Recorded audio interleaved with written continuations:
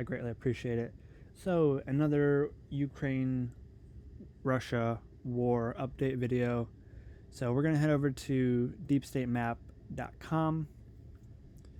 So, last video I talked about was there's a bulge in the line around Pokrovsk. So, the Russians, after capturing Avdiivka, I believe that was February, they've really pushed towards Ocheretine, they've pushed towards Ukrainsk, Hrodivka. They've made a bulge in the line, and for a while there, there was a lot of people thinking, and myself included, I thought that Pokrovsk would fall rather quickly because the Russians have been making serious gains in this direction, but Pokrovsk is still standing. But what I really want to talk about right now is the situation around Vuhledar. So it's not a complete encirclement, but it is a three-way to encircle the city. The Russians have the western section under their control. They've had control over Pavlivka, so they have the southern part under their control, the eastern section, and ultimately what they're trying to do is trying to push this direction because they're going to try and have a full encirclement around Vuhledar. So right now it's a 3 frontal assault around the city or town or village or whatever you want to call it. So right now there is a partial encirclement around the city, but ultimately the Russians are trying to have a full encirclement by pushing in this direction and ultimately maybe link up and have a full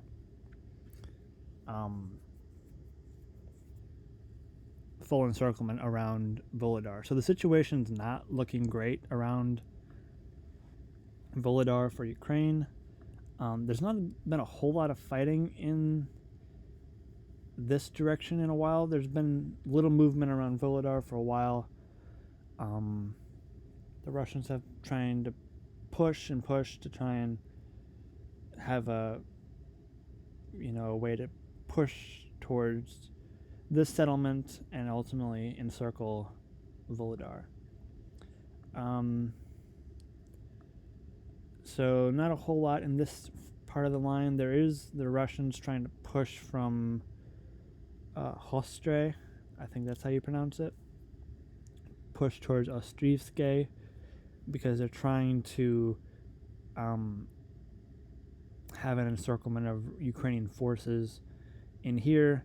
Right now, if I were Sersky, I would definitely pull the forces from this back across this. I don't know if it's a creek or a river or whatnot, but right now the Russians have another partial encirclement. They have it on 3 directions. You definitely have Ukrainian forces in this area because the Russians are going to what they're trying to do is try and push and, have Ukrainian forces in here encircled. So not a whole lot of movement around Seladove. Not a whole lot of movement around Hrodivka. The Russians are trying to push. I don't know how to pronounce that. Vodyzenka. So we're gonna measure. So that's about 5.5 kilometers from that main road that goes from Pokrovsk, goes up towards Chasiv Yar. So the Russians are definitely trying to push towards that main road, Melanivka, Novopetovka, to try and hamper Ukrainian logistics going towards Toretsk, Chasiv Yar. Not a whole lot of movement over here. New York is under Russian control.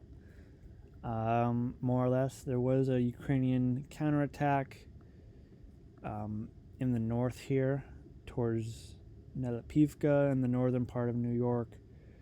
So most of New York is under Russian control, which, as an American, that's very weird of me to say. Doesn't feel quite right.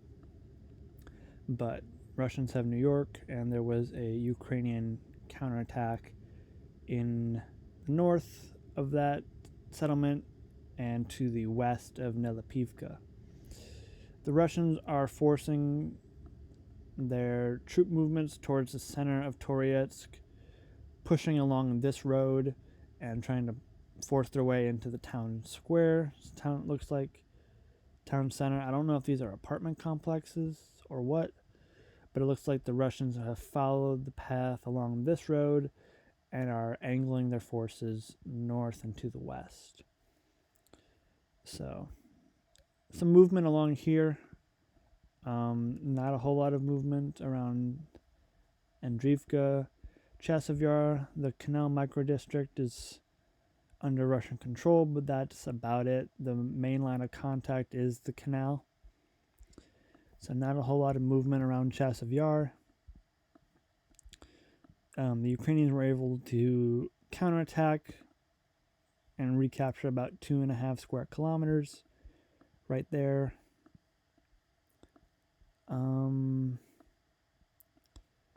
The Ukrainians were also able to counterattack and have about 5 square kilometers of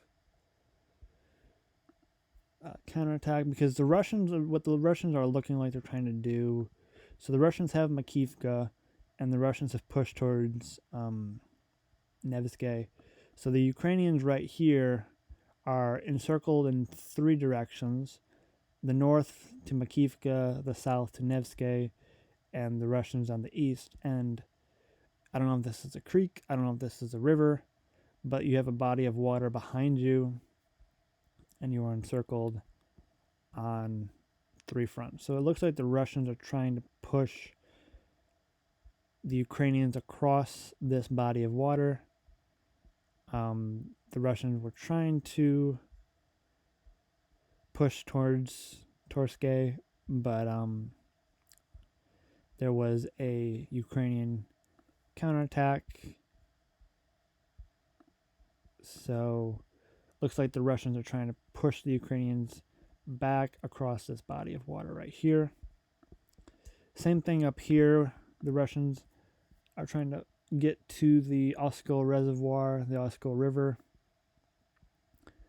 because it looks like the Ukrainians, if the Russian advance here towards the Oskil Reservoir, Pischane towards Senkove, if they are able to reach Senkove and reach the reservoir, then that would mean that the Ukrainian forces in this part of the line would be surrounded on 3 sides and have a body of water to their rear.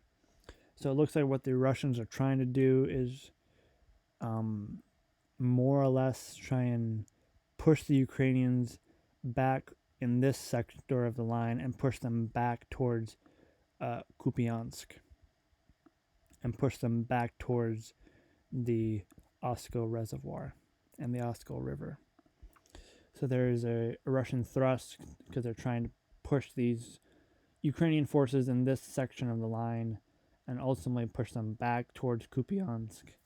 And then this river and reservoir would be the front line in this part of the line, because the Russians already have control up here. So that's more or less what the Russians are trying to do there. Push the Ukrainians back towards Kupiansk. Not a whole lot of movement around Vovchansk. There was a very small counterattack, 2.25 square kilometers, but not a whole lot of movement. Let's talk about Kursk. There's not a whole lot of going on. Personally, I don't think I don't think the Ukrainians should, stay there, because what's happening is when the Ukrainians push towards Kursk, then that gave the Russians an opportunity to push towards Pokrovsk in the Donbass. So since the Ukrainians have been pushing towards Kursk, the Russians have been pushing towards Pokrovsk. So I think there should be a pullback from Kursk and a basically try and restabilize the line along here, because the Russians have been able to make gains towards Pokrovsk, been able to make a